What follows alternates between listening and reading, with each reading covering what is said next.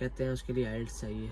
तो में 5.5 overall 5.5 TB test करवाया जा जिनने हमारा COS निकलवाया, उसका मेरा इंटरव्यू हुआ BFS के ऑफिस में, जिसे जारी ऑफिस भी कहते हैं।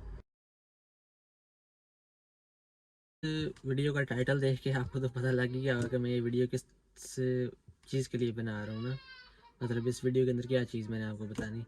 तो चले बगैर टाइम ज़ाया किए हुए तो शुरू करते हैं।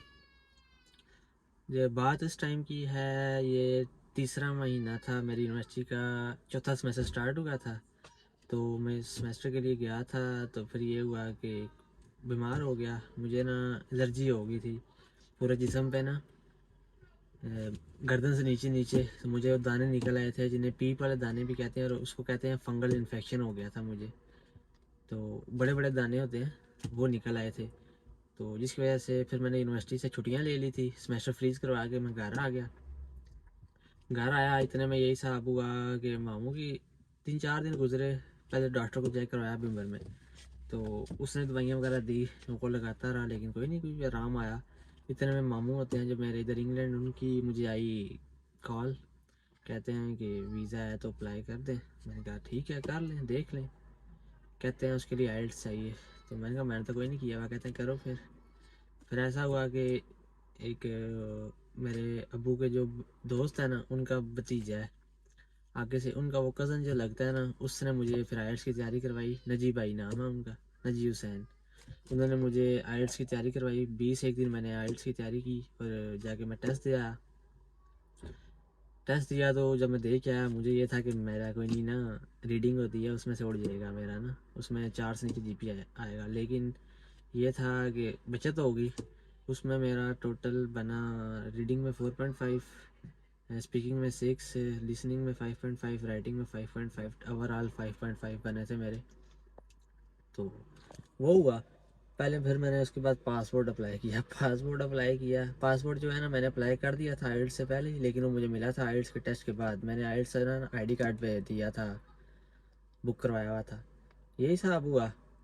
उसके बाद जी पासपोर्ट दिया जी, पासपोर्ट मुझे उन्होंने कहा आपको मिलेगा, मैंने अर्जेंट करवाना था, वो मैंने करवा दिया नॉर्मल, तो वो मुझे मिला जाके 40 दिनों बाद ना, उधर बिम्बर से ही पासपोर्ट ना।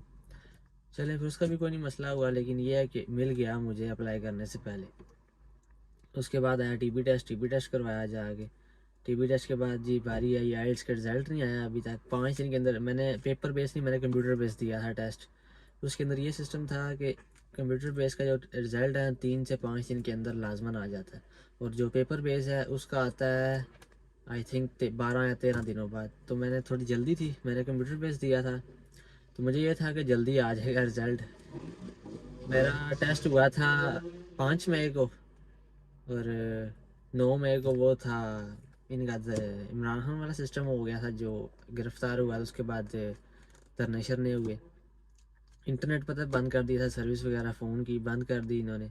इस वजह से रिज़ल्ट मेरा आया 12 दिनों बाद। फ़ायदा वैसे मुझे कोई नहीं हुआ कंप्यूटर बेस देने का, रिज़ल्ट फिर भी 12-13 दिनों बाद आया। चलें जब रिज़ल्ट मेरा आया जाके आई थिंक 18-19 के पास जब वो रिज़ल्ट आया, फिर 22 तारीख को हमने केस दे दिया अपना एजेंट को। एजेंट ने हमारा COS निकलवाया लेटर इधर से, उसका मेरा इंटरव्यू हुआ कंपनी में, मैंने उनको इंटरव्यू दिया। फिर उसने 29 मई को मेरा उन्होंने COS मुझे भेज दिया था कि ये आपका COS है, हमने आपको स्पॉन्सर कर लिया, आप जाके आप अपनी अपॉइंटमेंट लें एम्बेसी से और जमा करवाएं कागज़। वही साहब हुआ जी। फिर 6 जून को मेरी अपॉइंटमेंट थी मीरपुर VFS के ऑफिस में, जिसे जारी ऑफिस भी कहते हैं। वो उधर अपॉइंटमेंट के लिए मैं गया, तो मेरा उन्होंने कहा था कि कम अज़ कम भी ना 3 हफ्ते लगते हैं लाजमन, 2 से 3 हफ्ते। फिर 6 जून को मैंने अपना केस जमा करवाया, और 21 जून को मुझे मेरा पासपोर्ट मिल गया। टोटल मुझे लगे 15 एक दिन ना आई थिंक, इतनी बन हाँ 15 एक दिन ही बने टोटल। 15 दिनों बाद मुझे मेरा पासपोर्ट में मेल आ गई कि आप आके ले जाएं, आपका वीज़ा सक्सेसफुल हो गया। जब मुझे मेल आई है, मैं चला गया हूँ लेने, उधर पहुँचा हूँ तो वो VFS वाले कहते हैं आपका पासपोर्ट अभी हमें नहीं मिला, आप कल पता करें। चले जी, मुझे फिर टेंशन पड़ गई, ये क्या सिस्टम है, मेल आ गई है कि पासपोर्ट ले जाएं और आया नहीं है। फिर नेक्स्ट डे मैं चला गया और मेरा दोस्त था, नहीं अम्मी थी साथ मेरे। हाँ, उधर से पासपोर्ट कलेक्ट किया और घर आ गए। घर आए हैं जब मामू को बताया कि पासपोर्ट आ गया है, वीज़ा भी लग गया है। तो फिर मेरे दूसरे मामू हैं जो दुबई होते हैं, जाफ़र मामू, उन्होंने ना मुझसे पूछा कि कब जाना ना। मैंने कहा इन्हीं दिनों में कह रहे हैं कि पहले 1 जुलाई को कह रहे थे कि आप आ जाएँ। आपने मेरा वीज़ा जो लगा था ना उससे 27 जुलाई से मैं वायलेट था, मतलब 27 के बाद मैं ट्रैवल कर सकता था। तो बताया मेरे मामू को, मामू ने मेरी टिकट करवा दी 28 तारीख की सुबह 9 बजे। अब 22 को मुझे पासपोर्ट मिला है, 28 को अपॉइंटमेंट है, ये अपॉइंटमेंट कह रहा हूँ, फ़्लाइट है। फिर ये हिसाब हुआ जी, टाइम मेरे पास थोड़ा था, मैंने अपना प्रोटेक्टर भी करवाना था वीज़े का। वो फिर मुझे मंडे को पड़ रहा था, मंडे बांध रही थी आई थिंक 24 25 को।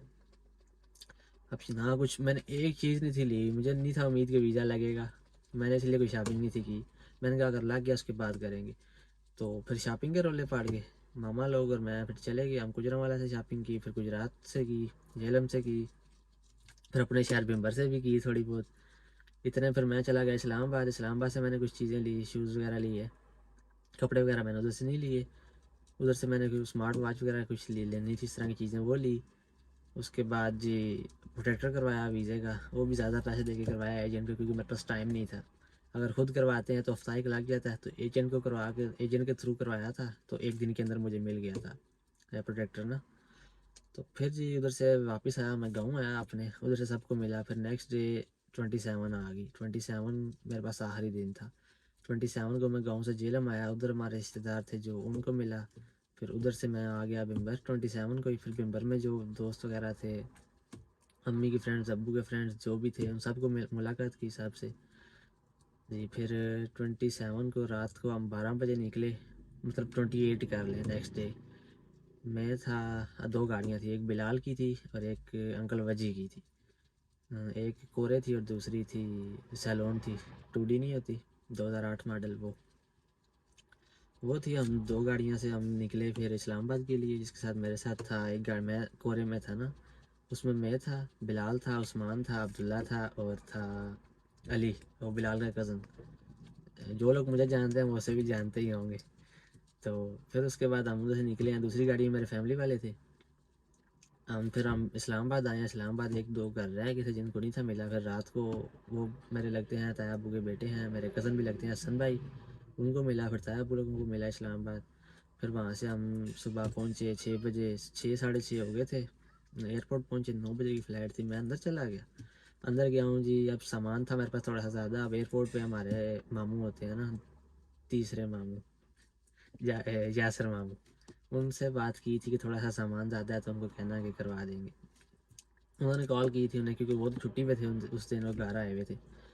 फिर यही हिसाब हुआ, सामान जो ज़्यादा था वो उन्होंने क्लियर करवाया। क्लियर करवाने के बाद अब मेरे घर वाले मेरा बाहर इंतज़ार कर रहे थे कि ये ना कॉल कर ले तो फिर हम जाएंगे। अब मुझे नहीं था पता कि मैं सिम निकाल आया हूँ। अब मैं इनको कॉल करने का सोचूं, देखा सिम ही नहीं है।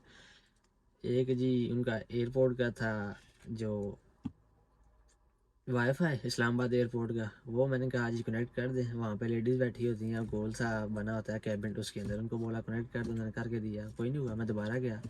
आगे से जी वो थोड़ी ना चैड़ी होके बोली थोड़ा सा। फिर मेरा भी दिल उठ गया उससे, मैंने कहा नहीं हो रहा, रहने दे, छोड़ दिया उसने। मैंने भी ले लिया फ़ोन वापस। फिर वहाँ पे एक भाई थे मिले, हमीरपुर गई थे, तो इधर ब्रिटिश ब्राउन थे, लेकिन उनका ये हिसाब था कि वो 5 साल के थे जब पाकिस्तान आए थे, फिर वापस इधर नहीं थे आए यूके, तो वो भी वापस आ रहे थे उसके बाद पहली बार ही। उन्होंने मुझे अपना हॉटस्पॉट दिया, मैंने घर वालों को बाहर कॉल की कि आप लोग चले जाए, मेरा क्लियर हो गया। वो फिर चले गए। इतने में हमारी 9 बजे फ़्लाइट उड़ी है, 12:30 बजे दुबई एयरपोर्ट पर पहुँचे हैं। मैंने दुबई का वीज़ा लिया हुआ था 30 डेज़ का ना, विज़िट वीज़ा। तो मामू जो मेरे इधर दुबई होते हैं, फिर वो आए थे एयरपोर्ट से पिक करने। मेरा 2 लगेज थे ना, एक था लगेज बैग, एक होता है जो दूसरा बड़ा बैग, जो छोटा लगेज बैग होता है वो मुझे पैर लेके जाने की इजाज़त थी और दूसरे की नहीं थी। तो मामू आए थे बाहर मुझे एयरपोर्ट से लेने, तो मैं चला गया बाहर। फिर हम पहले गए हैं जहाँ मामू लोग रहते हैं, फ्लैट है उनका, उधर गए हैं। जाके थोड़ी सी रेस्ट की है, सोया हूँ, क्योंकि मैं रात पूरी नहीं था सोया, 2 दिन तकरीबन थकावट बड़ी हुई थी। उसके बाद जी शाम हुई है तो हम चले गए हैं बाहर घूमने। बुर्ज खलीफा वाली साइड गए थे, और ब्लू वाटर वाली, हाँ आई थिंक वो वही है, हाँ ब्लू वाटर, उस साइड गए हैं, घूमे फिरे हैं। उसके बाद मेरी फ़्लाइट थी दोबारा नेक्स्ट 29 की रात को 3 बजे। 20 समझ लेंगे, मैं 28 को सुबह 12:30 पहुंचा था दुबई, और 29 को रात की 3 बजे फ़्लाइट थी। तो मुझे मामू लोगों ने ड्रॉप कर दिया आके एयरपोर्ट पे 1 बजे। उसके बाद मैं अंदर चला गया, मामू लोग घर चले गए अपने। तो इतनी थकावट हुई थी कि मैं जाके एरोप्लेन के अंदर बैठे ही हूँ तो मेरी आंख लग गई है ना, और आंख उसका खुली है जब वो टेक ऑफ कर रहा था। टेक ऑफ करना उसने 3 बजे था, वो कर 4 बजे रहा था, बहुत लेट हो गए थे। तो फिर जब आंख लगी जी मैं, और खुली जाके जब वो प्लेन टेक ऑफ कर रहा था, फिर थोड़े से क्लिप्स बनाए जो आउटडोर के होते हैं, क्योंकि मेरी विंडो सीट थी। पाकिस्तान से दुबई तक मेरी थी मिडल सीट, मतलब कि विंडो वाली साइड से थर्ड सीट थी मेरी, विंडो से हट के। और जब दुबई टू ये मैनचेस्टर था ना, उसमें मेरी विंडो सीट थी। तो वो बैठे हैं, फिर उसके बाद जो टेक ऑफ किया, क्लिप शिफ्ट बन गया, मैं फिर सो गया हूँ। फिर उठा हूँ जब सुबह के हुए हैं इधर 9 आई थिंक, नहीं 9 नहीं, क्योंकि उसके बाद टाइम का नहीं पता लगा एरोप्लेन में, क्योंकि रात को 4:30 बजे दुबई के टाइम के मुताबिक 4:30 बजे फ़्लाइट उड़ी है उधर से, और सुबह 8 बजे पहुंची है इधर मैनचेस्टर में। टोटल 8 घंटे लगते हैं। तो टाइम का नहीं समझ लगी कितने बजे मैं उठा एरोप्लेन में ना, क्योंकि उस वक्त कोई नहीं समझ लगी मुझे। फिर यही साहब हुआ, इधर मामू आए हुए थे बैड टाइम से, 7 बजे वैसे पहुंचना था जहाज़। उसके बाद मामू लोग मेरे पहुंचे हुए 7 बजे, जहाज़ हो गया लेट। तो 8 बजे जहाज़ लैंड हुआ। तो इतने में अंदर पहुंचे हैं मैनचेस्टर एयरपोर्ट पे, तो आगे लंबी लाइन लगी हुई थी इमिग्रेशन वालों की। अब उसमें आपके भाई का नंबर था आखिर से ही थोड़ा सा आगे करके मेरे से पीछे भी लोग थे, लेकिन आखिर तकरीबन आखिर ही बन रहा था। 2 घंटे लाइन में लगने के बाद जब बारी आई है, फिर उन्होंने बुलाया मुझे, पेपर्स डॉक्यूमेंट चेक करवाए। उन्होंने मुझसे पूछा किधर जा रहे हो, नाम क्या है, सारा कुछ उन्होंने मेरे वीज़े की इन्फॉर्मेशन ली मुझसे। फिर मुझे उन्होंने कहा जी आप जा सकते हैं आगे गए। जी मुझे बैग नहीं मिल रहा, जो पता है वो एलिवेटर लगी होती है जिसके ऊपर बैग आ रहे होते हैं, वो मुझे नहीं था मिल रहा, क्योंकि मुझे पता नहीं था कि मेरी एलिवेटर इनमें से कौन सी है। तो 5-6 थी, मैं गलत वाली पे खड़ा था। फिर उधर एक आया गार्ड, उससे मैंने पूछा कि मुझे आप ये बता सकते हैं कि मेरा सामान किस एलिवेटर पे आएगा, इंग्लिश में बोला ना, उतनी तो थोड़ी बहुत आती है। तो हुआ ये कि फिर उन्होंने मुझे बताया, मैंने अपना सामान पिक किया और गया। बाहर मामू आए हुए थे, उधर से मैं बैठा हूँ मामू के साथ, घर आया हूँ, घर आ गया सो गया हूँ। और शाम को फिर मैं उठा हूँ तो बाहर थोड़ी देर गए थे। जो और ये कहानी है मेरी कि मैं कैसे आया यूके। काफ़ी सारे लोग मुझसे पूछ रहे थे, मैं कहा चलो मैं वीडियो बना के ना डाल दूँगा, जिन्होंने नहीं भी पूछा उन्हें भी पता लग जाए। तो तब से फिर अब तक मुझे 2 मंथ हो गए हैं आए हुए, 29 को होंगे, ऑलमोस्ट 2 मंथ्स हो गए हैं। 29 अगस्त को 2 मंथ हो जाएंगे। तो ये थी कहानी, उम्मीद है पसंद आई होगी। लाइक सब्सक्राइब एंड शेयर लाजमन। ओके जी, अल्लाह हाफिज़।